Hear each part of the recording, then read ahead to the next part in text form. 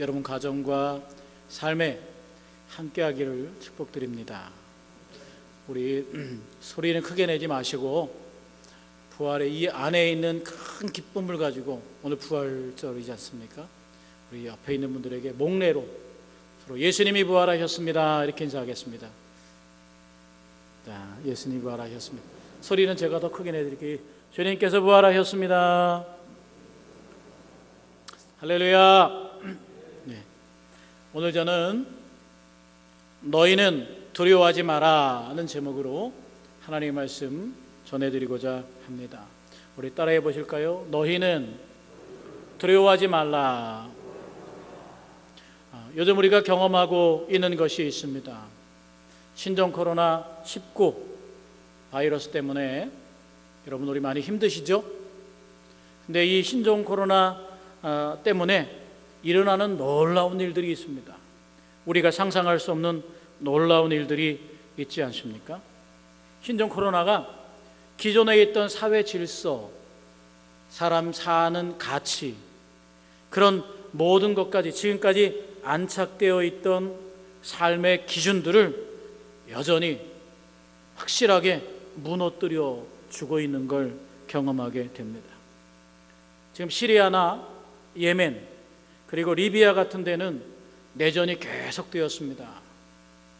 내전이 계속되었던 그 나라들을 내전을 멈추려고 세계 최강대국 미국이 그렇게 오랫동안 애를 썼죠.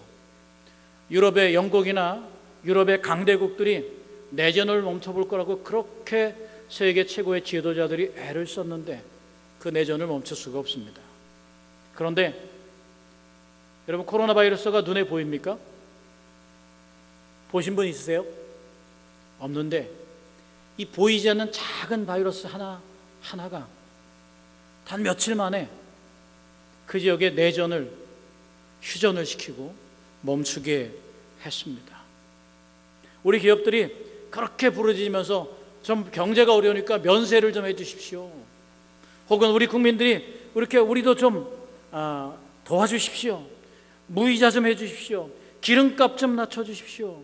이렇게 외쳤는데 아무도 들어주지 않았는데 그 대단한 일을 눈에 보이지도 않는 이 작은 바이러스 하나가 해내버리고 말았어요.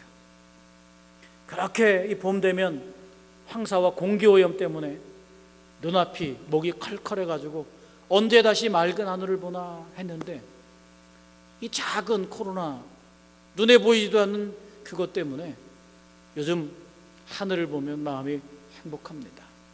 파란 하늘, 깨끗한 하늘, 깨끗한 공기가 있습니다.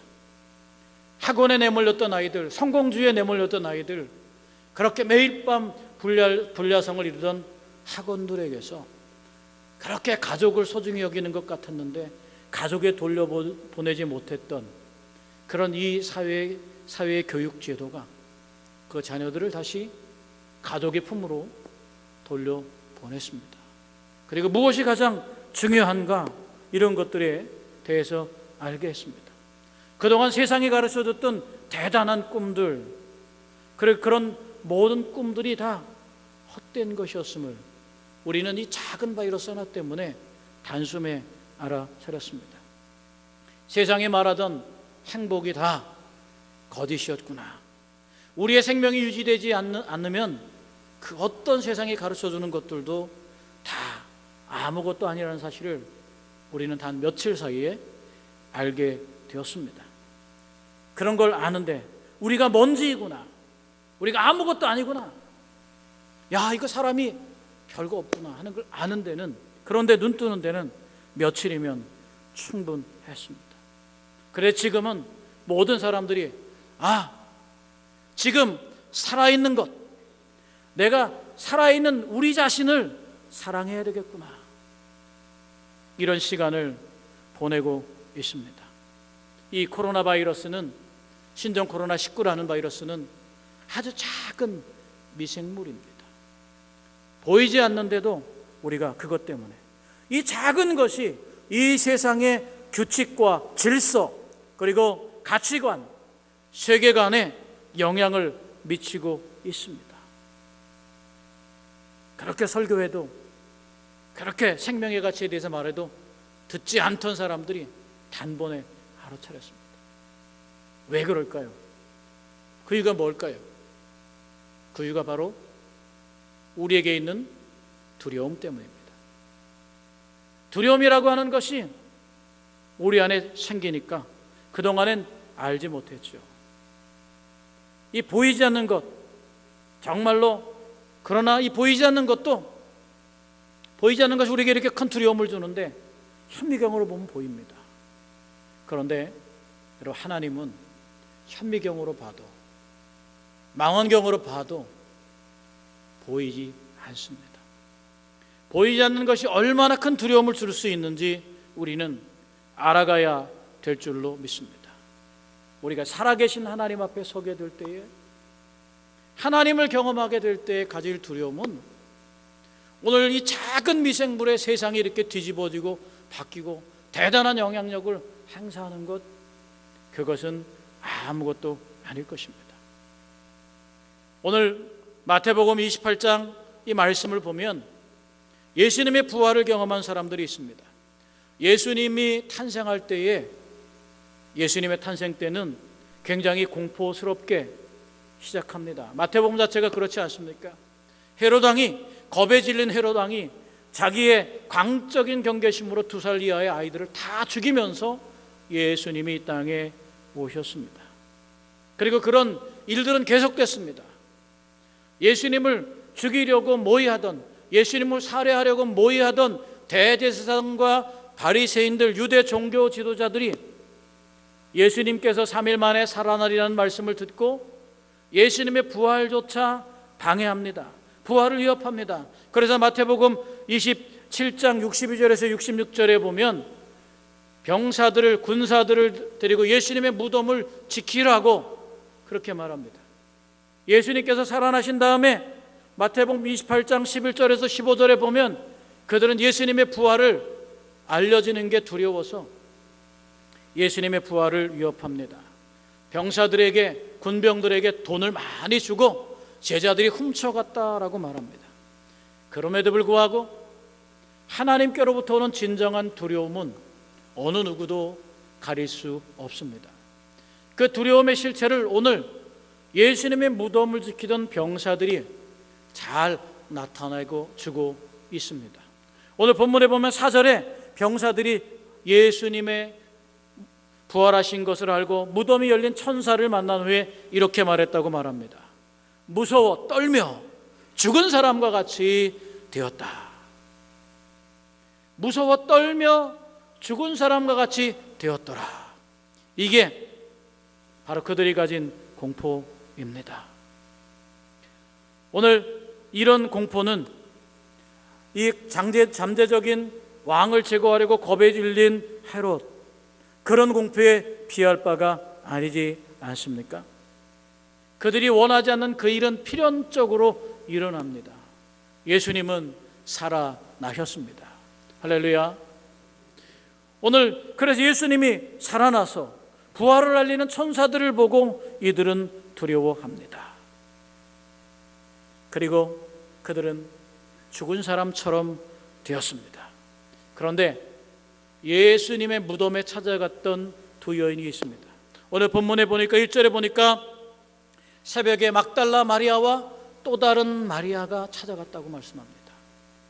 막달라 마리아와 또 다른 마리아가 찾아갔는데, 여러분 여기에 막달라 마리아는 우리가 알겠는데 또 다른 마리아는 누굽니까? 다른 복음서에 보면 바로 야고보의 어머니 마리아라고 이렇게 기록하고 있습니다. 야고보의 어머니는 누굽니까? 야고보는 누구입니까? 야고보는 예수님의 친동생입니다. 그러면 또 다른 어머니, 또 다른 마리아는 예수님의 육신의 친어머니인 겁니다. 그래서 성경은 그 어머니를 이름을 이렇게 가렸어요. 왜 가렸을까요? 예수님을 따르는 사람들에게 육체적인 관계로서 신앙을 갖는 게 아니라 바로 신앙의 질서를 따라서 예수님을 받아들이려는 권고가 알게 모르게 여기에 있는 겁니다. 예수님의 어머니에게서조차 예수님은 부활하신 주님인 겁니다. 할렐루야. 어쨌든 이 두 여인이 무덤에 찾아갔다라고 하는 것이죠. 그리고 오늘 천사가 그들에게 나타나서 하는 말이 바로 이것입니다. 너희는 두려워하지 말라. 우리 따라해 보실까요? 너희는 두려워하지 말라. 저는 여기에 가로 열고 그러나 가로 닫고 너희는 두려워하지 말라 이렇게 들었으면 좋겠어요. 왜냐하면 병사들은 두려워하며 죽은 자같이 되었는데 예수님을 진정으로 따르는 사람들에게는 그렇게 말씀하시는 거예요. 따라해 보실까요? 그러나 너희는 두려워하지 말라. 오늘 신종 코로나 바이러스를 경험하면서 그러나 너희는 두려워하지 말라, 이 말씀을 진정으로 들어야 될 사람들은 바로 저와 여러분들인 줄로 믿습니다. 누구나 이 말씀을 가장 듣고 싶은 순간 그게 우리가 들어야 되지 않겠습니까? 부활은 오늘 8절에 보면 이 두 여인이 다시 거기를 떠나갈 때 8절에 그 여자들이 무서움과 큰 기쁨으로 떠나갔다고 기록하고 있습니다. 무서움과 큰 기쁨, 다시 말하면 부활은 우리의 두려움을 압도적으로 이겨나게 하는 큰 기쁨인 줄로 믿으시길 축복합니다. 어떤 두려움보다 압도적인 큰 기쁨이 부활 안에 숨어 있는 줄로 믿습니다. 그래서 오늘 우리에게 가장 필요한 말씀, 너희는 두려워하지 말라.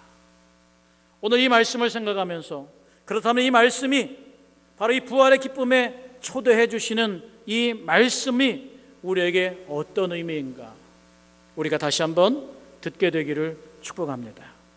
너희는 두려워하지 말라는 음성 속에서 우리에게 하시는 말씀, 그게 무슨 뜻일까요? 첫 번째, 오늘 본문을 통해서 저 여러분이 듣게 되는 말씀은 바로 무덤 안으로 들어가기를 무서워하지 말라는 말씀입니다. 무덤 안으로 들어가기를 무서워하지 말라. 여러분, 누가 만약에 캄캄한 밤이나 언제 아니면 으슥한 산속에 공동묘지를 슬며시 혼자 간다면 두려울까요? 안 두려울까요? 담대해서 그런 거 하나도 안 두려운 분이 있을지 모르겠지만 아마 두려울 겁니다. 예수님의 무덤은 아마 어둠침침했겠죠. 어둠침침했겠죠. 그 무덤을, 여러분이 무덤을 파내는데 그냥 기쁘게 파낼 분이 있겠습니까? 그렇습니다. 오늘 이 무서움과 큰 기쁨을 가졌던 여인들이 처음에는 어떻게 왔느냐? 이 여인들이 왜 무덤에 왔냐? 이 여인들이 요한복음에 보면 이 여인들이, 마가복음 16장에도 보면 이 여인들이 왜 무덤에 왔느냐? 예수님의 시신에 기름을 발라주려고 왔습니다. 향품을 준비해 두었다가 향품을 예수님께 주려고 거기에 왔던 겁니다. 이 여인들이 마가복음 16장에 보면 이 여인들이 예수님의 무덤에 오면서 걱정합니다. 16장 3절에 보니까 이렇게 걱정합니다. 누가 우리를 위하여 무덤 문에서 돌을 굴려주리오. 아마 예수님의 무덤은 우리가 아는 것처럼 아리마대 요셉의 무덤이지 않습니까? 부자의 무덤입니다. 그 예수님의 무덤에 큰 돌이 굴려서 막아 있습니다. 그러니까 이 여인들은 걱정이 되는 거예요. 향품을 발라줘야 될 터인데 누가 우리를 위하여 무덤에 돌문을 굴려주리오 라고 걱정하며 거기에 갑니다. 그런데 오늘 2절의 말씀에 보니까 이런 말씀이 있어요. 큰 지진이 나며 주의 천사가 하늘로부터 내려와 돌을 굴려내고 그 위에 앉았는데, 이렇게 말합니다. 이 여인들이 갔는데 돌이 이 여인들의 힘에 의해서가 아니라 저절로 굴러져 왔더라라고 말하는 겁니다. 이미 돌이 굴려져서 무덤의 문이 열려 있던 겁니다. 다른 복음서에도 여전히 그렇습니다. 그러면서 이 여인들이 들은 말씀은 이겁니다. 그가 여기 계시지 않고 그가 말씀하신 대로 살아나셨느니라. 와서 그가 누우셨던 것을 보라라고 말합니다. 그러니까 여러분께 오늘 이 말씀을 들으면서 제가 질문을 하나 해보겠습니다. 이 무덤 문이 열렸을 때 예수님이 그 안에 계셨을까요? 안 계셨을까요? 오늘 말씀해 보니까 천사가 이렇게 말해요. 그가 여기 계시지 않고 그가 말씀하셨던 대로 어떻게 해요? 살아나셨느니라. 그리고 이 여인들에게 뭐라고 해요? 와서 그가 누우셨던 것을 보라. 여기에 아주 특별한 의미가 있습니다. 이 무덤의 돌문은 안에 계신 예수님이 밖으로 나오기 위해서 열린 게 아니에요. 예수님을 밖으로 나오게 하려고 천사가 돌문을 굴려낸 것이 아니라는 의미입니다. 그러면 이 천사가 이 무덤을 왜 굴렸을까요? 바로 이 두 여인을 안으로 들어오게 하기 위해서, 무덤 안으로 들어오게 하기 위해서 이 돌이 굴려졌던 겁니다. 그래서 와서 그가 누우셨던 것을 보라는 거죠. 두려워하지 않아야 되는 이유 뭐냐? 바로 무덤 안에 들어가기를 무서워하지 말라는 의미가 여기에서 있습니다. 예수님을 나가게 하기 위해서 무덤 문이 열린 것이 아니라 예수님은 이미 부활하셔서 제자들에게 문이 잠겨있는데도 들어오셨잖아요. 이미 부활하셔서 거기에 계시지 않는데, 그런 예수님의 죽으신, 여기 보니까 너희가 십자가에 못 박히신 예수를 너희가 찾는 줄을 내가 아노라 라고 5절에 말씀하고 있어요. 그 예수님이 안 계신 것을 보여주기 위해서 이들을 초청했습니다. 그들이 예수님이 나가기 위한 자리가 아니라 그들이 무덤에 들어가게 하기 위해서 이 문이 열렸다는 것이죠. 왜 그렇습니까? 그들로 하여금 예수님의 부활의 증인이 되게 하시려고 그러신 줄로 믿습니다. 와서 그가 누우셨던 것을 보라는 거예요. 이 여인들에게 두려움이 없습니다. 왜 두려움이 없었을까요? 막달라 마리아, 왜 두려움이 없었을까요? 두려움을 이기는 것은 오직 사랑뿐인 줄로 믿습니다. 저도 장례를 치르다 보면 입관할 때 늘 보잖아요. 저는 그때마다 참 은혜가 돼요.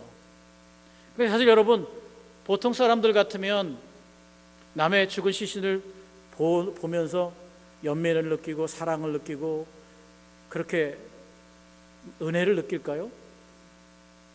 그 영혼을 사랑하지 않으면 불가능한 겁니다. 저는 그래서 일부러 입관 예배 때 꼭 들어갑니다. 가족들에게야 지내던 분들이지만 타인에게는 그게 좋은 일은, 기분 좋은 일은 아니거든요. 어둠침침한 무덤 속에, 시신이 있던 속에 들어가는 건 좋은 일은 아닙니다. 그런데 마리아가 향품을 가지고 왔다는 거죠. 무엇 때문에 무덤에 들어가려고 했습니까? 예수님을 사랑하기 때문인 줄로 믿으시길 축복합니다. 사랑하는 사람은 한 번 보는 거로 만족하지 않습니다. 사랑하는 사람은 열심히 찾고 또 찾는 사람인 줄로 믿으시길 축복합니다.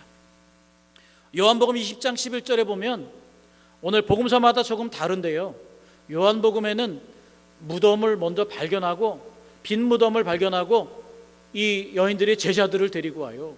제자들에게 가서 제자들을 데리고 왔는데, 제자들이 와서 보니까 정말로 무덤이 비어 있거든요.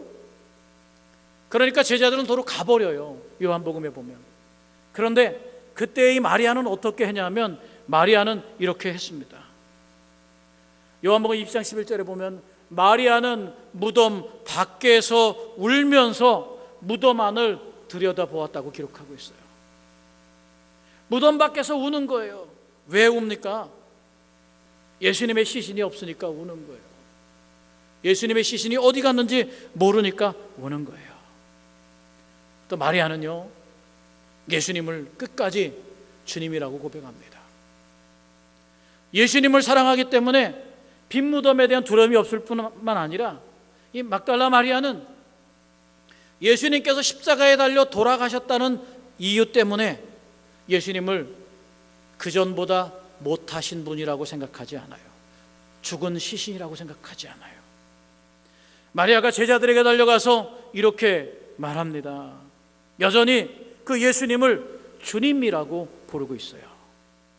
요한복음 1장 2절에 보니까 주님을 무덤에서 가져다가 어디에 두었는지 우리가 알지 못하겠나이다. 그리고 제자들이 돌아가니까 무덤 밖에서 눈물을 흘리면서 예수님의 시신이 어디 간 거냐 애타게 찾고 있어요. 그때 천사가 나타나서 어찌하여 오느냐라고 말할 때 그때 또한 마리아가 다시 한번 이렇게 고백합니다.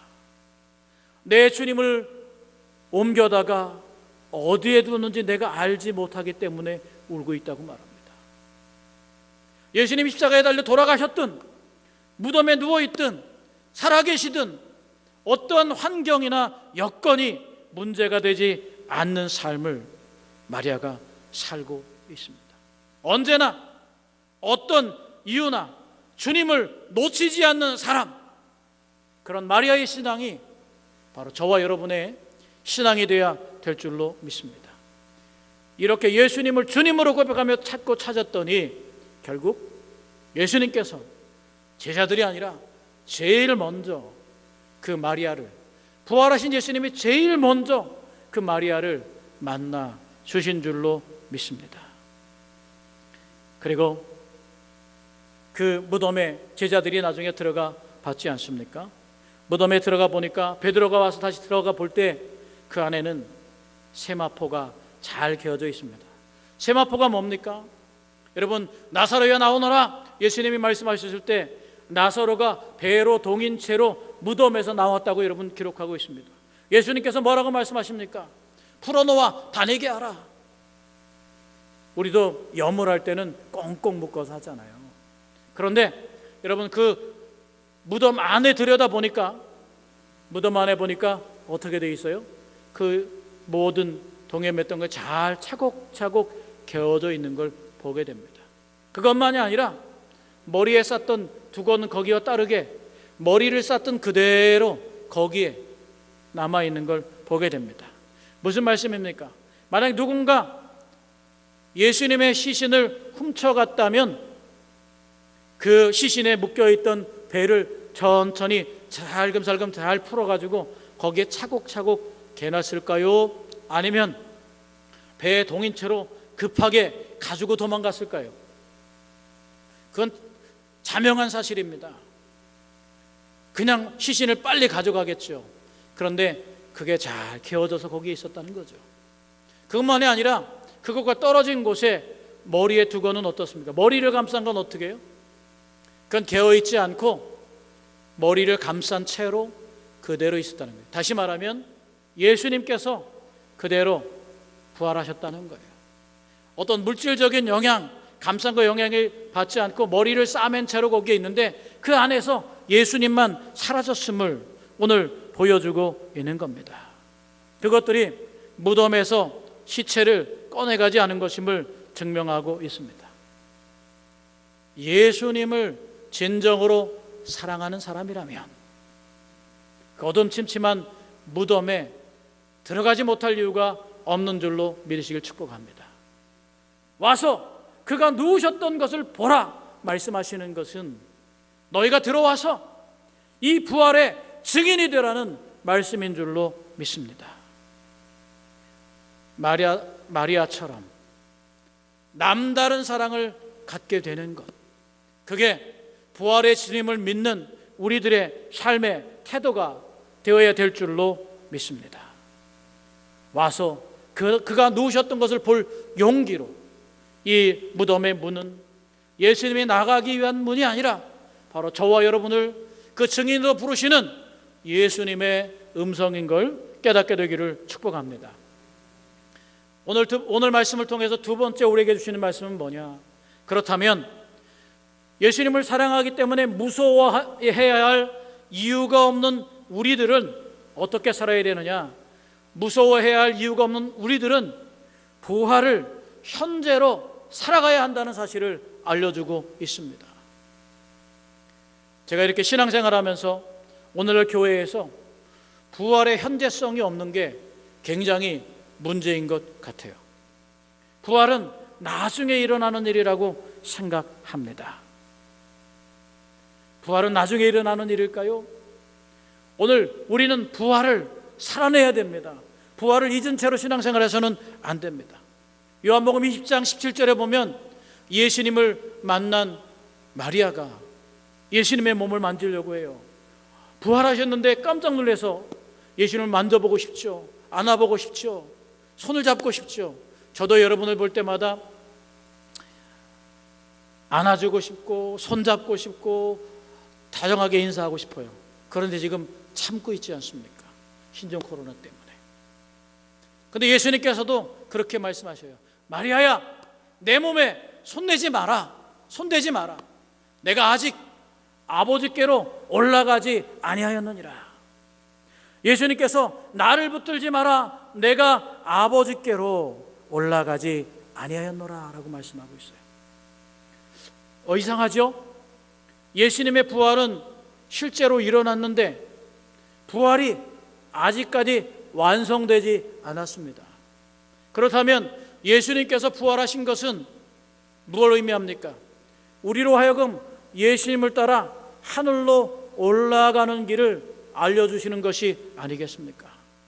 이 땅에 사는 우리는 예수님은 이미 부활했지만 아직 아버지께로 올라가지 않은 상태 같은, 부활은 실제지만 아직 완성되지 않은 상태, 그런 삶이 오늘 마지막 부활을 기다린 저와 여러분에게는 지금도 계속되고 있습니다.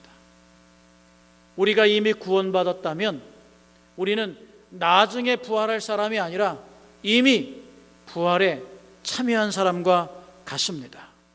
부활은 무엇입니까? 오늘 부활하신 예수님의 이유 중에 하나는 뭡니까? 예수님께서 이 땅에서 행하셨던 일들이 있어요. 병든 자를 고쳐주셨어요. 장애인을 완전케 하셨어요. 죽은 자를 살려내셨습니다. 마귀에게 억눌린 자들을 자유케 주셨어요. 예수님이 이 땅에서 부활을 보여주신 이유는 하나님의 선하신 뜻이, 예수님이 행하신 일들이 이 땅에서 영원히 계속되기를 원하시는 데 있는 줄로 믿으시길 축복합니다. 우리가 부활을 경험하는 것, 나중에 부활을 경험하는 것은 그 부활을 통해서 예수님이 행하셨던 일이 우리 삶에 실제로 일어나는 일입니다. 그런데 그것만이 아니라 부활의 삶이 가져오는 변화도 우리 삶에 실제로 있어야 할 줄로 믿습니다. 마태복음 12장 32절에서 35절에 보면 그런 이야기가 나와요. 귀신 하나를 쫓아냈는데 깨끗하게 하지 않으니까, 완전하게 하지 않으니까 나중에 7 귀신을 데리고 와서 전보다 더 그 상황과 환경이 전보다 더 나빠지고 피폐해졌다고 기록이 있습니다. 그게 무슨 말씀입니까? 예수를 믿음으로서 끝나는 게 아니에요. 부활을 알므로써 끝나는 게 아니에요. 예수를 믿었으면 성령과 진리로 거듭나서 바로 우리가 부활의 삶을 살아야 될 줄로 믿습니다. 내 뜻, 내 사고방식, 내 감정, 가치관, 인생관, 세계관, 이런 전 존재적인 변화가 내 삶에 일어나서 그런 삶을 살아야 되는 거예요. 부활이란 우리의 존재의 완전한 변화를 설명하는 것이기 때문에 그렇습니다. 그러니까 예수 믿으면서 끝나는 게 아니라 예수 믿음으로써 이런 삶을 살게 되길 축복합니다. 어제 우리 장로님들 청소하러 오셨는데 우리 이기현 장로님이 그러시더라고요. 성령 받아도 예수님 믿어도 성품은 안 바뀐대요. 그러시더라고요. 흉내를 못 나겠어요. 우리 장로님 약간의 사투리해서 네우 이러는데, 그런데 맞아요. 성령을 받아도 성품 안 바뀌어요. 우리 교회도 만만치 않은 기질을 가진 사람들이 있어요. 저같이. 그죠? 여러분 가운데도 있어요. 그러면 뭐가 변하냐? 그런 기질을 가지고 있는데도 불구하고 예수님 때문에 내 기질을 복종시키는 거예요. 할렐루야. 베드로가 얼마나 정말 화끈한 사람이었습니까? 그런데도 불구하고 예수님께 자기 성품을 복종시키는, 성품을 바꾸는 게 아니라 복종시키는 거예요. 완전한 세계관, 감정, 가치관, 인생관 모두가 예수님의 명령보다 앞설 수 없는 것, 그게 부활의 삶을 우리 삶에 가져오는, 부활을 살아내는 사람의 자세인 줄로 믿습니다. 바울은 이렇게 말했습니다. 골로새서 3장 1절에 이렇게 말합니다.